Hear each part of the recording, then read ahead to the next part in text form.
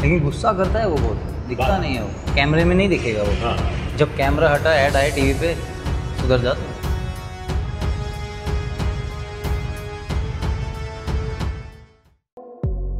2019 IPL শারজায় অনুষ্ঠিত সেই ম্যাচে রাজস্থানের বিপক্ষে জিততে চেন্নাই সুপার কিংসের প্রয়োজন তখন 8 রান, কিন্তু তাদের হাতে রয়েছে মাত্র 3টি বল। কিন্তু রাজস্থানের বোলার বেন স্টোকের করা পরবর্তী বলটি ওভার দ্য হাইট হলে প্রথমে তো on field umpire no ball call করলেও পরবর্তীতে আম্পায়ার তা ফিরিয়ে নেন।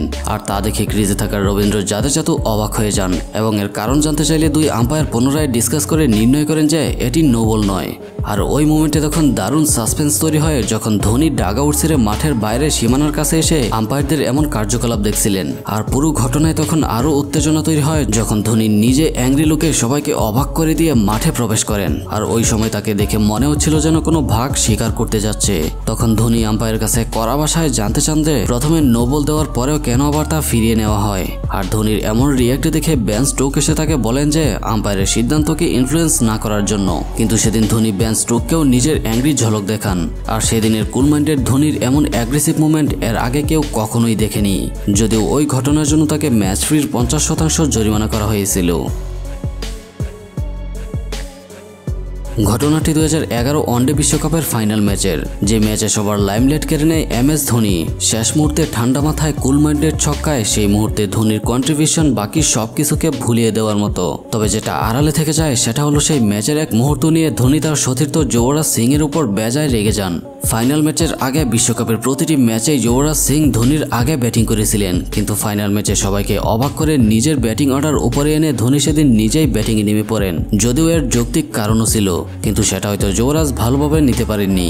এরপরে দেখা যায় ধোনি যখন স্টেট ড্রাইভ খেলছিলেন তখন সেখানে মিসফিল্ডিং দেখে ধোনি ডাবল রানের কল করলে যুবরাজ তা মানা করে দেয়। আর তাতেই ধোনি যুবরাজের উপর বেজায় চটে যান এবং তার উপর ক্ষিপ্ত হতেও দেখা যায়। আর এখানে ডাবল রানের কলটা ধোনি শট মারার পরপরই যুবরাজকে জানান, কিন্তু তিনি তার রেসপন্সই করেনি।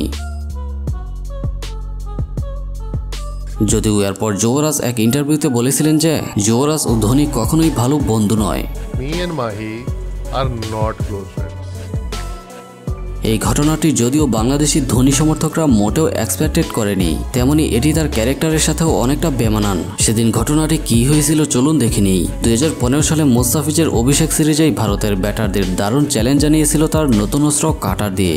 যদিও মুস্তাফিজের কাটারের ফাঁদে পড়ে কাটা পড়েন বিশ্বসেরা ব্যাটিং লাইন আপ, তবে নিজের প্রথম আন্তর্জাতিক ম্যাচই হোক কিংবা না জেনেই হোক একটা ভুল মুস্তাফিজ বারংবার করেই যাচ্ছিলেন। আর তা হলো বল করার পর তিনি ব্যাটসম্যানের রান নেওয়ার জায়গায় এসে দাঁড়াতেন এবং রোহিত শর্মা এক পর্যায়ে তাকে এসে সতর্কও করে যায়। তবে সেটা হয়তো তার মাথায় রাখেননি, যা ডাগআউটে থাকা ধোনিও বিষয়টি নোটিস করছিল। আর একে একে উপরের সারির 4 ব্যাটসম্যান আউট হয়ে গেলে ক্রিজে আসেন এবার MS ধোনি। আর এবারও মুস্তাফিজ আগের মতোই বল করে ধোনির রান নেওয়ার জায়গায় এসে দাঁড়ালে ধোনি তাকে সজোরে ধাক্কা মেরে দূরে সরিয়ে দেয়। আর তার ধাক্কাটি ইচ্ছাকৃতভাবেই এতটা জোরে দেন যে মুস্তাফিজকে তৎক্ষণাৎ মাঠের বাইরে চলে যেতে হয় ট্রিটমেন্টের জন্য। যদিও এই ঘটনার জন্য ধোনির ম্যাচ ফির 75% ও মুস্তাফিজের 50% জরিমানা করা হয়।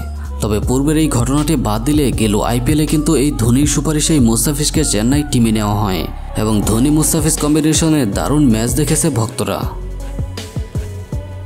ইংল্যান্ড ও ভারতের মধ্যে টি20 সিরিজের এক হাই ভোল্টেজ ম্যাচ, যেখানে প্রথমে ব্যাট করে ভারত 203 রানের বিশাল টার্গেট দিয়েছে ইংল্যান্ডকে। জবাবে ব্যাট করতে নেমে দ্বিতীয় ওভারেই চাহালের বলে ইংল্যান্ডের প্রথম উইকেটের পতন। কিন্তু উইকেট পাওয়ার পরেও শুধুমাত্র একটি ভুলের জন্য চাহালের উপর ক্ষিপ্ত হয়ে যায় ধোনি।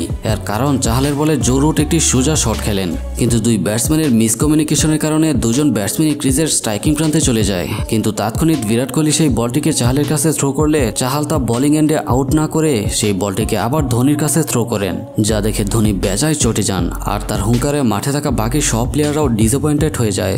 যদিও এখানে চাহালের এমন ভুলের পেছনেও রিজন রয়েছে, কারণ ইংল্যান্ড প্লেয়ারদের জার্সির কালার ও আম্পায়ারদের জার্সির কালার সেম হওয়ায় এখানে চাহাল বুঝে উঠতে পারেনি। ক্রিকেট মাঠে যে কোনো সিচুয়েশনে শান্ত থাকা একমাত্র খেলোয়াড় MS ধোনি, কিন্তু কখনো কখনো নিজের সতীর্থের উপরই রেগে ওঠেন খেলায় অমনোযোগী হওয়ার কারণে, যেমনটা হয়েছিল ভারত বনাম দক্ষিণ আফ্রিকা ম্যাচে মানিশ পান্ডের সাথে।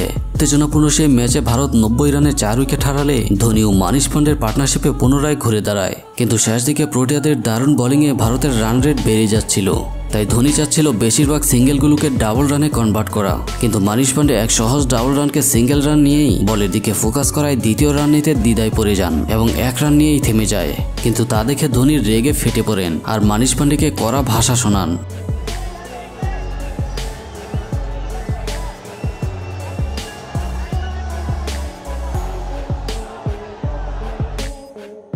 আইপিএলে বেশ কয়েকবার ধোনি অ্যাংরি মুভমেন্ট দেখিয়েছেন, তার মধ্যে একটি ছিল দীপক চাহারের উপর। কিংস ইলেভেন পাঞ্জাব তখন সিএসকের বিপক্ষে জয়ের জন্য 12 বলে দরকার ছিল 31 রান।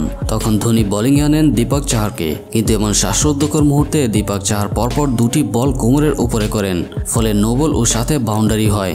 2 নো বল ও বাউন্ডারি সহ 8 রান হয়ে যায় কোনো লিগাল বল ছাড়াই। আর তাই এবার ধোনির রাগটা যেন পুরোটাই চাহারের উপর ঢালেন। আর এবার ধোনির করা শাসনের পর চাহারও তার লাইন ফিরে পান এবং বাকি বলগুলোতে ডেভিড মিলারের উইকেট সহ মাত্র 5 রান দেন। সুতরাং রাগ থেকে যদি ভালো কিছু হয় তাহলে এমন রাগই ভালো। ধোনির অ্যাংরি রিয়েক্টের মধ্যে সবচেয়ে বহুল প্রচারিত ঘটনাটি হলো আম্পায়ারের সাথে এই মুহূর্তটি। অস্ট্রেলিয়া বনাম ভারতের এক ওয়ানডে ম্যাচ চলাকালীন সুরেশ রায়নার করা বলে MS ধোনি স্টাম্পিং করলে তা আপিল করেন এবং ফিল্ড আম্পায়ার তা তৃতীয় আম্পায়ারকে কল করেন। থার্ড আম্পায়ার বারবার রিপ্লে দেখে ও দেখা যায় যে ধোনি স্টাম্পিং এর সময় ব্যাটসম্যান মাইকেল হাসির পা পপিং ক্রিজেই ছিল, কিন্তু বিগ স্ক্রিনে থার্ড আম্পায়ারের সিদ্ধান্ত আসে আউট।